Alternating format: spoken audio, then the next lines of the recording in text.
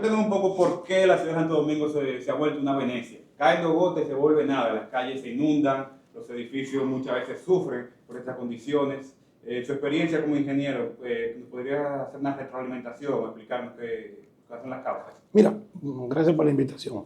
Originalmente, en la década de los 40 y 50 y 60, la ciudad de Santo Domingo era una ciudad horizontal. Luego, de los años, a mediados de la década del 60 al 70, comenzó el inicio de una ciudad vertical, o sea, hacer edificios de niveles. Originalmente eran casas que tenían patios, jardines, linderos. Cuando caía la lluvia o precipitación, el agua que caía en los techos caía a los patios y a los jardines y el agua se filtraba. Con la apertura de las torres, ahora hay una modalidad de que el solar completo se utiliza para la edificación y el agua que cae en el techo de los edificios se filtra o se fluye hacia las aceras y contenes de las vías. Esto ha provocado que en la acumulación del agua entre las intersecciones es demasiado. Y en función de que en la década de 50, Trujillo construyó los invernales que hoy existen en la ciudad de Santo Domingo. Y a partir de ahí, las nuevas autoridades no han construido ni han diseñado nuevos sistemas de desagüe pluvial. En el año 2019, nosotros hicimos un estudio donde se identificaron 4.800 puntos críticos con sus soluciones para desagüe pluvial. ¿Son muchos? No son muchos, son 4. La ciudad de Santo Domingo ha crecido mucho. Eso implica construcción de invernales, limpieza de invernales, construcción de aceras y contenes y la canalización de las aguas. Las autoridades actuales no han hecho nada para corregir el problema. A eso ponle el efecto del calentamiento global, que ha cambiado en su entorno todo el ambiente atmosférico del mundo y especialmente de la República Dominicana. Eso lo observamos en la cantidad de lluvia que cae en el país en épocas que no son de lluvia tradicionalmente. En Santo Domingo era mayo, junio. Ahora cae agua cualquier día de la semana y los eventos de vaguada y fenómenos atmosféricos, sin lugar a dudas, que aparecen frecuentemente. A todos esos tres factores vamos entonces a anexarle la educación de la población. La educación de la población dominicana en el distrito no está siendo efectiva porque cuando llueve las personas tiran la basura hacia el contén para que el agua haga su correr, se la lleve y la deposite. ¿Qué hacen la basura entonces? Y los desechos sólidos que tapan los invernales.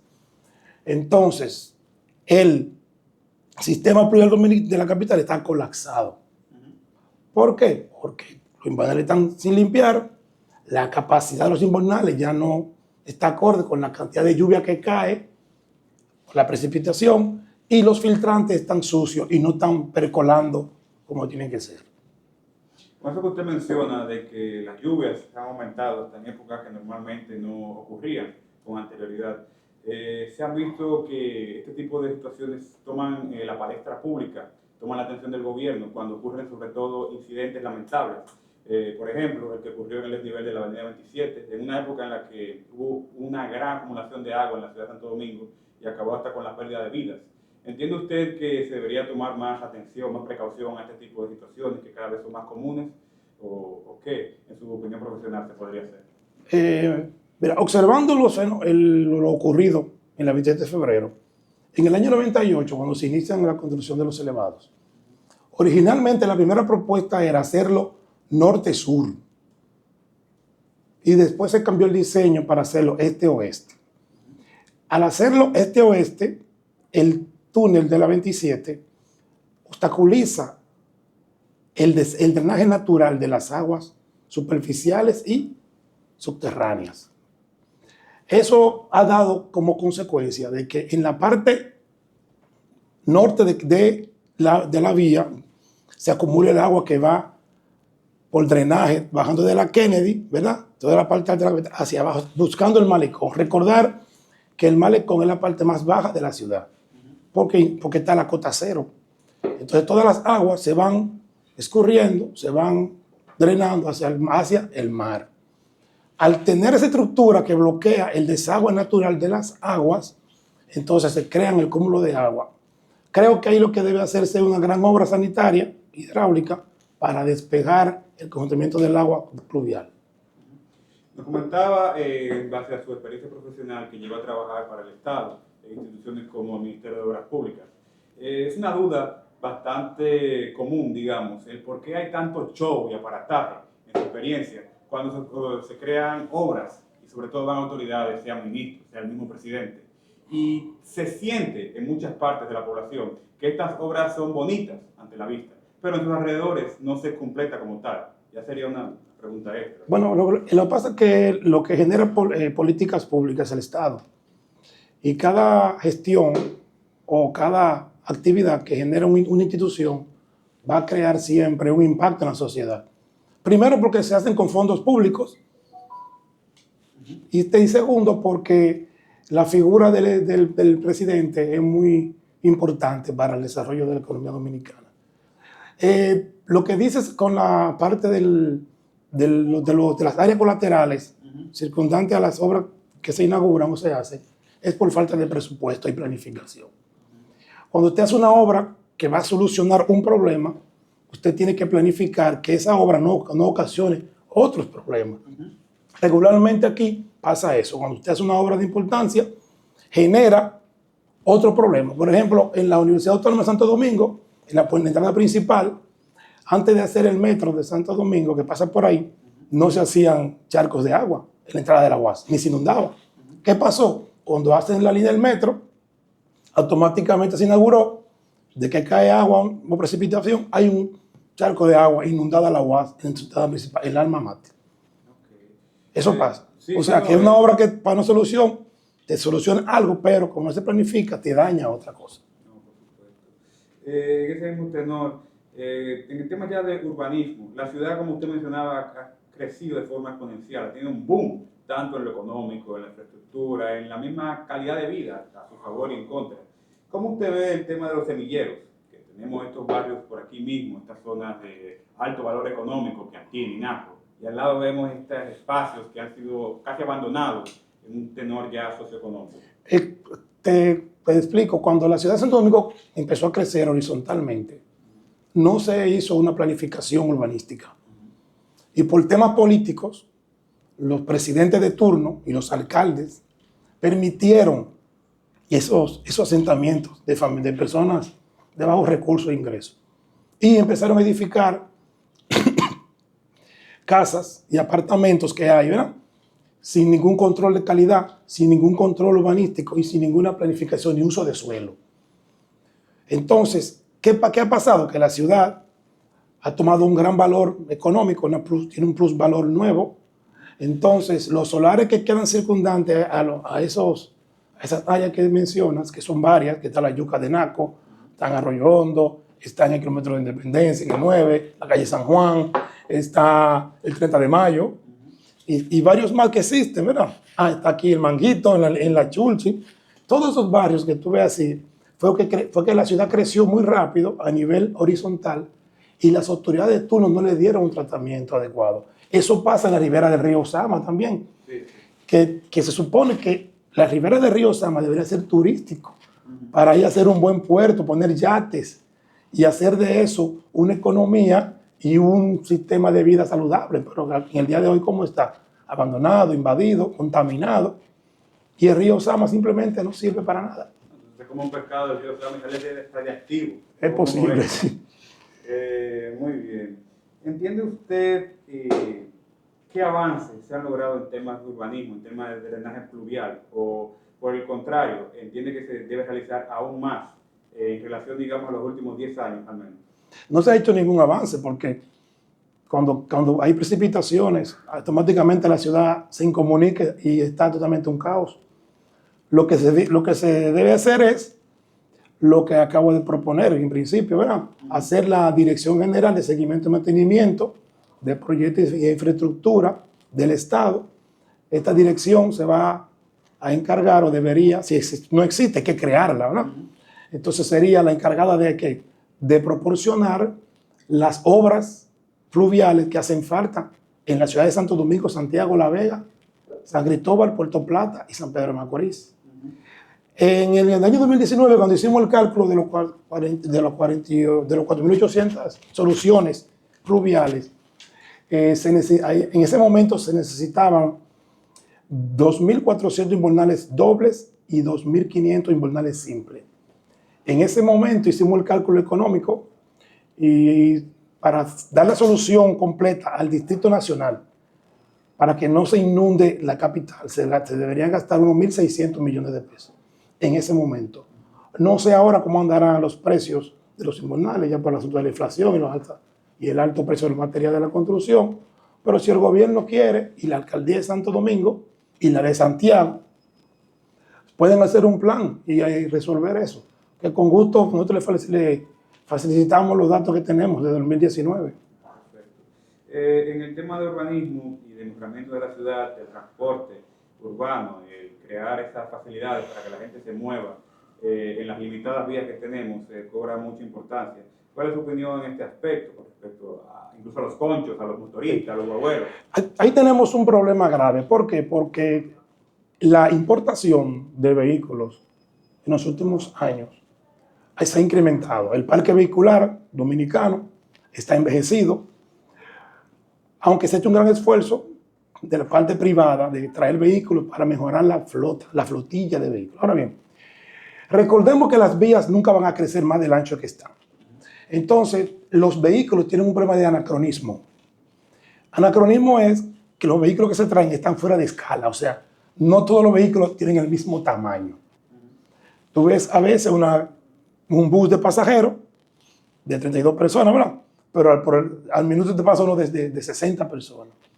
Pero ¿qué pasa? Que el que tiene 60 personas usa una ruta muy angosta, donde no tiene libre giro y facilidad de transporte, entonces crea una demora en el tránsito inusual. A eso ponle que el Instituto para el Transporte, el Intran, hasta el día de hoy, luego de ser promulgada la ley y creada la institución en 2017, no ha tenido una política pública de transporte ni de tránsito efectiva.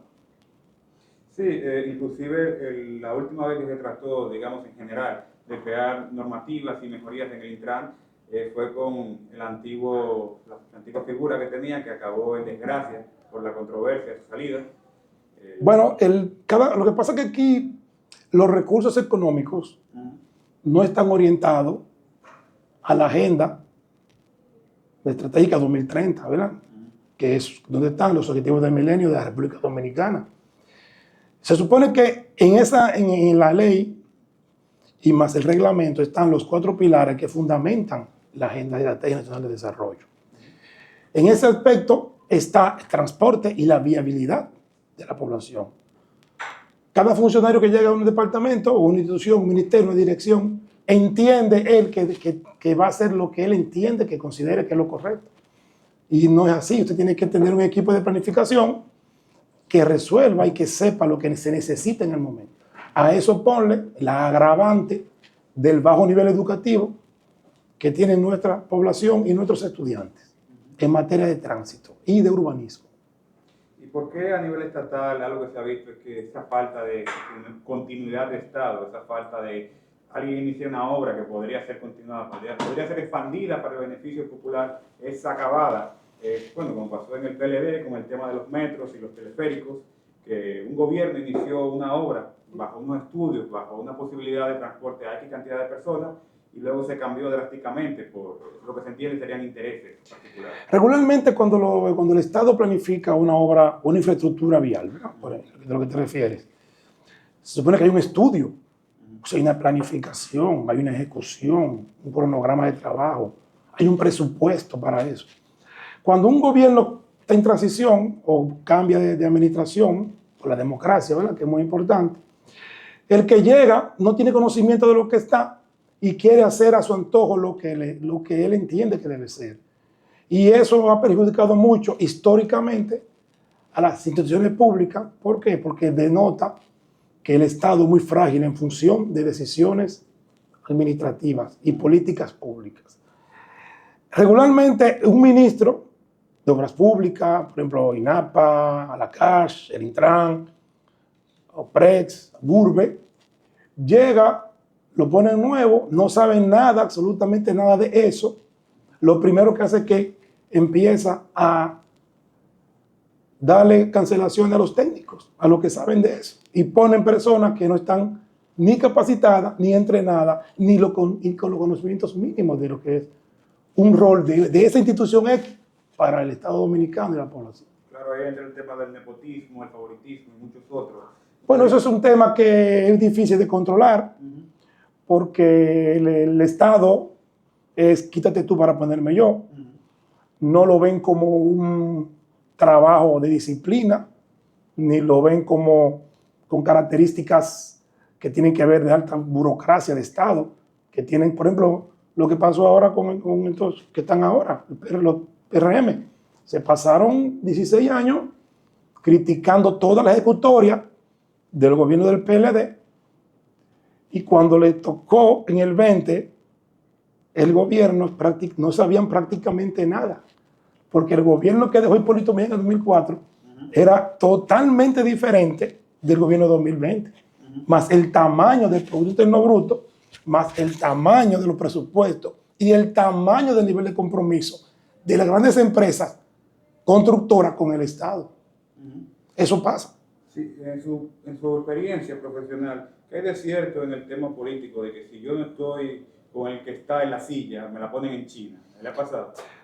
Sí, lo que pasa es que es burocrático y el poder dominicano de los partidos políticos tienen que ver siempre con ayudar a su compañero. Y si no a su compañero, ayudar al que mejor condiciones económicas proponga. No es posible que empresas que tienen un mismo nivel o mejor nivel profesional y académico y económico, financiero y profesional no ganen una licitación porque el ministro decidió, o un amigo del ministro o Palacio decidió que es X empresa que no tiene las condiciones mínimas para competir en una materia dada. Eso pasa. Eso ha pasado siempre. Yo no lo critico. Solamente puedo decir que debe regularse y cumplir la ley 340-06. ¿Cómo deberían las autoridades abordar la proliferación de construcciones ilegales y su impacto en el entorno urbano de la ciudad? Bueno, es que, mira, de ilegal eso es un poco complicado decirlo, porque mira que ilegal, por ejemplo, es si tú no le pagas al CODIA, es ilegal. Si no pagas los impuestos al ayuntamiento, es ilegal. Pero si no le pagas el impuesto al medio ambiente, es ilegal. Si no le pagas el impuesto a las EDES, es ilegal. Si no le pagas el impuesto al MIBE, es ilegal. O sea, lo que quiero decirte que eso de ilegal es medio complejo. Ahora, ¿qué tiene que hacer el Estado? Ayuntamiento y Ministerio de Vivienda, en este caso. Ponerse de acuerdo y hacer un solo reglamento. Un solo reglamento. Perfecto. ¿Cómo si un solo reglamento en función de cómo se van a presentar los planos, cómo se va a presentar el uso de suelo, cómo se va a presentar? Por ejemplo, el departamento de urbanismo del ayuntamiento es que aprueba las demoliciones y la reparación de las edificaciones. Pero si en un momento dado tú decides pagar la remodelación, ¿verdad? Y después en un año quieres volver a remodelar, ya es ilegal. Esto es un problema de diseño. Creo que ahora está en la Dirección de Ordenamiento Territorial, que funciona, que ahora mismo hay un buen técnico, hay un buen amigo mío. Sí, el Leonardo Reyes Madera es el director de eso. Creo que está haciendo un buen trabajo. Él podía resolver eso. Okay. Existe el tema, bueno, directamente con Obras Públicas, donde ha tenido experiencia. Por ejemplo, la circunvalación de Baní y muchas otras obras, que es algo que ocurre con todos los gobiernos. La circunvalación de Baní, que sería en Baní, la puerta al sur. La de ASO también. Perdón, sí, la circunvalación de Baní, ASO, eso lo resolvemos. Se tenía especulada bajo papeles de que se iba a hacer de 4 carriles, pasó a ser de 2 carriles. Fue una de las primeras obras del presidente Abinader en su primer mandato y a la fecha de hoy aún no se culmina. así han pasado con muchas otras obras en diferentes gobiernos.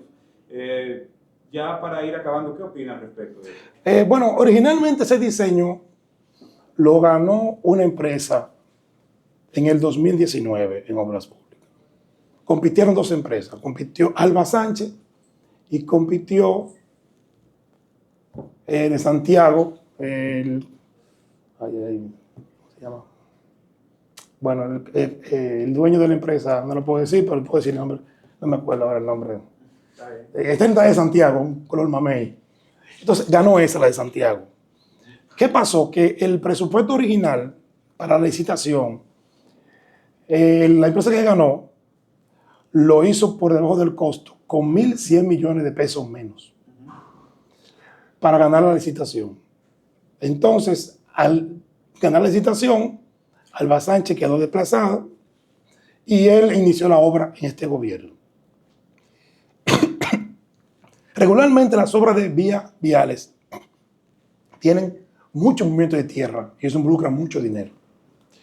Entonces, ¿qué ha sucedido?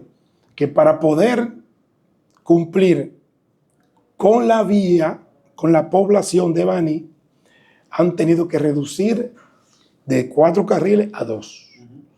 Bajar un poco la rasante para consumir menos relleno y poder terminar la obra. ¿Qué ha pasado? Que la obra, como se licitó con 1.100 millones de pesos menos, salió ya a reducir que el que tenía razón era la otra empresa. Porque hacerla con 1.100 millones se va a notar, ¿verdad? La calidad, el tiempo, los niveles de servicio de la carretera y también la viabilidad de la carretera. Eso pasó con la de ASO también, que originalmente era de 4 carriles y al final la hicieron de 2 carriles. La hicieron por donde no iba, porque había que hacerla por la parte norte de la ciudad y la hicieron por la parte sur de la ciudad, provocando que en el tiempo las dos van a provocar una alta salinidad en los terrenos agrícolas que la rodean. Quedarían entonces perdiendo valor, los cultivos grandes, etc. Además, se pierde una gran cantidad de terrenos que son dedicadas para el cultivo de productos agrícolas que ya son destinados para ahora para hacer solares, porque ya de que hay una carretera, ¿qué hace la gente? Vende las propiedades por solares para habitarlo. Claro. Y ahí se reduce el nivel de producción agrícola de la región. Mi última pregunta va a una del inicio casi. Es con respecto a, en general, el panorama de la ciudad. Leonel Fernández, entonces, por ejemplo, según su gobierno, la tildó a la ciudad de Santo Domingo como el Nueva York chiquito, en relación a... en el primero, cuando estaba bueno, cuando jugaba basquetbol, que fue un gran momento. En temas en general, sea a favor o en contra de su mandato, del boom que experimentó la ciudad. En la actualidad la ciudad se ostenta con muchas torres, con muchas urbanizaciones, con muchos espacios. El hecho de que haya sido tan, digamos, accidentado este crecimiento, ¿entiende usted que dejó un flagelo en el urbanismo, en las medidas que se pudieron tomar para asegurar la calidad de vida de los habitantes en esos espacios? Sí, mira qué pasó. Eso se da primero por el crecimiento económico del país. Recordar que en el 96 el Producto Interno Bruto eran de 25.000 millones de pesos. En la actualidad está en 1.250.000 millones. O sea, que en casi 25 años ha crecido enormemente. Y eso se ve en las construcciones que mencionas, en las torres, edificaciones. ¿Qué ha pasado con el urbanismo de Santo Domingo? Que donde hay una vivienda con un solar de 1.000 metros cuadrados, se construye una torre de 10 o 12 apartamentos y donde vivían 6 personas, ahora viven entonces casi 60 personas. Y donde había un vehículo, entonces hay, si tiene 10 apartamentos, ¿son cuántos? 20 vehículos. Entonces, donde había una vivienda, una familia, ahora hay ¿cuántas? 20 familias. Entonces hay 20 consumos de agua. 20 consumo de agua, de producción de aguas negras, o sea, de agua residual. O sea, no, entonces cuando en un sector, por ejemplo, Inaco, Piantini, de la Esperilla, que es de la clase alta, o en Anacaona, en una calle normal transitaban 5 o 6 carros, Pero ahora hay 10 torres que son 200 carros. O sea, también, y la calle es la misma, porque no ha crecido. Es en la misma dimensión. Entonces, eso ha pasado. ¿Qué pasa? Que el Estado tiene que poner control en función del uso de suelo de la ciudad, que ya no está siendo está siendo poco efectivo. Y también tener restricciones de la cantidad de vehículos y de apartamentos que caben en un solar. Eso ha sido desproporcionado porque grandes flujos de dinero han llegado al país, lícito, ¿verdad? Y también ilícito. Entre ahí el lavado de activos. ¿El lavado de activos? Claro que sí. Y también ha habido una gran gama de jóvenes emprendedores que han querido iniciar el sector de la construcción, de vivienda de bajo costo y de alta gama. Muchos incentivos por parte de la comunidad dominicana en el extranjero. Claro que sí. Por lo menos en su retirada muchos vienen a vivir aquí, a construir. Es correcto. Y también le están dando muchas facilidades financieras para poder adquirir apartamentos mediante líneas de crédito. Y eso ha favorecido mucho el crecimiento económico de la República Dominicana. Pero en conclusión, lo que queremos dejar expresado es que la ciudad de Santo Domingo ahora mismo está en un caos, está envuelta en un dilema, si la alcaldía o es obra pública, pero o el ACASH o el INAPA, pero alguien tiene que hacer la inversión necesaria para poder solucionar el problema del desagüe pluvial de Santo Domingo. Que seguirá pasando eventualmente. Sí, porque es que no hay soluciones. Se supone que al día de hoy deberían haber ya en construcción invernales y filtrantes, que uno vea los equipos trabajando. Y no vayan a hacer invernales artesanales, que ya eso no está de moda. Tienen que hacerlo tipo prefabricado, que son de mejor calidad. Y cuando usted construye un invernal artesanal, usted pone 25 prefabricados. O sea que el tiempo de ejecución es más rápido y son más baratos. Perfecto. Pues nada, muchas gracias, señor Jairo. Si quiere hacer algún comentario, una aclaración extra, este podría ser el momento. Bueno, sí, que a los citadinos de esta ciudad, que no se desesperen mucho, que lo cojan con calma, que el proceso es largo, pero en algún momento, algunas políticas públicas referentes a la viabilidad de la ciudad, más la viabilidad sanitaria y pluvial, que la solución debe llegar en cualquier momento, sea de parte de la alcaldía o de parte del gobierno central. ¿Mediante qué? Mediante un estudio, un levantamiento, que se identifiquen los puntos críticos de la ciudad y con sus posibles soluciones. Siempre cercana a la transparencia y a la ética.